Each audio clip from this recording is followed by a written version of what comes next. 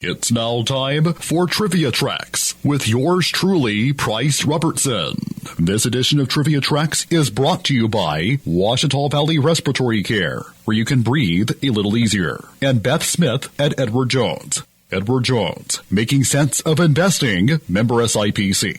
One of wrestling's underrated stars, Ricky Gibson, was the older brother of Robert Gibson, best known as one half of the Rock and Roll Express. Although not as well known as his brother, Ricky was a big star in his own right, particularly in the Gulf Coast. Born in Pensacola, Florida on November 19, 1952, he and his brother were the hearing sons of deaf-mute parents. Ricky, who dropped out of school in the 8th grade, got his first wrestling experience at the YMCA, but it was his father's job hauling rings for Lee Field's Gulf Coast promotion that inspired him to go into the business. When he was 19, he fought his first match against Memphis veteran Jackie Fargo. The only time he ever worked under another name besides Ricky or Rick Gibson was during his stay in Atlanta. Even though he had wrestled there for years as Rick Gibson, Dusty Rhodes had him appear as Ricky Lee Jones, a name Gibson hated. In Gulf Coast Championship Wrestling, Gibson battled Ken Lucas, Billy Spears, Les Thatcher, Norvell Austin, and Jack Briscoe, among others. He also formed a successful tag team with Steve Kern, who later worked as part of the Fabulous Ones with Stan Lane. He later had runs with other tag team partners, including Jimmy Golden and Tommy Gilbert. He was said to be one of the first wrestlers to use a top rope dropkick. In 1977, he joined Jerry Jarrett's Continental Wrestling Association in Memphis. That same year, his brother Robert, real first name Ruben, began wrestling.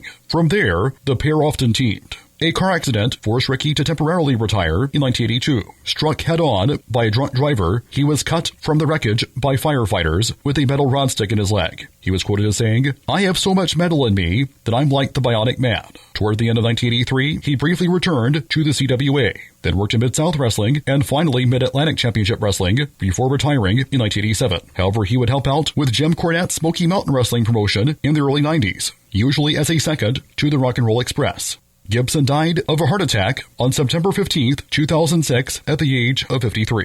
Till next time, I'm Price Robertson.